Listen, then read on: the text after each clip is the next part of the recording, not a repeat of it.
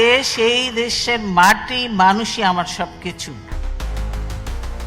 বিএনপির chairperson Begum Khaleda Zia 30 December ভোর 6টায় রাজধানীর এভারকেয়ার হাসপাতালে চিকিৎসাধীন অবস্থায় শেষ নিঃশ্বাস ত্যাগ করেন। তার মৃত্যুতে দেশে শোকের ছায়া নেমে এসেছে।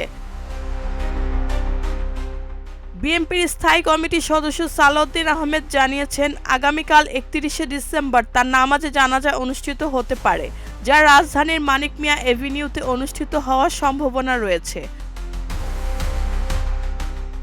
তিনি আরও বলেন, জানাজা শেষে তিনি সংসদ ভবন এলাকায় পাশে অবস্থিত জিয়া উদ্যানে তার স্বামী ও প্রয়াত রাষ্ট্রপতি জিয়াউর রহমানের কবরের পাশে দাফন করা হতে পারে।